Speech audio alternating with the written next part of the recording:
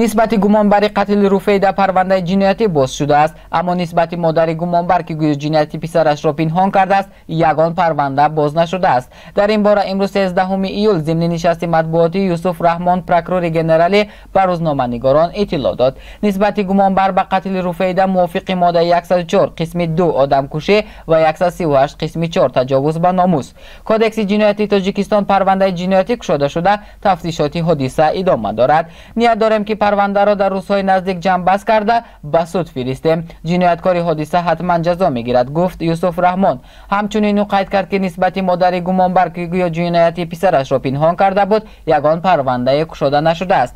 طبق پرونده جنایتی باز شده به گمانبر حبس ابد تهدید میکند. یادآور میشویم که رفیده عنایت و دخترچه 7 ساله ساکن شهرک نوآباد ناحیه رودکی روز 3 ایول از خانه به حاجتخانه در کوچه واقع است برآمده به درک شده بود. در این باره امی دخترک سعیده عنایت و در صفحه فیسبوکی خود خبر داده بود. کارمندان شعبه دوم ریاست کافتکاری جنایتی وزارت کارهای داخلی تاجیکستان صبح 6 ایول گمانبر اساسی در قتل وحشیانه دخترک را معین و دستگیر کردند. از نوشته های سعیده عنایت و امی رفیده در صفحه‌اش برمیآید که دخترک را مرد همسایه که رفیده دوگانه دخترش بوده است با راه فریب به خانه‌اش درآورده تجاوز نموده است. سپس دخترک را پاره پاره نموده عضوهای بدنش را در خلطچه‌ها علاهیده گرفته به حاجتخانه می‌پرتاید.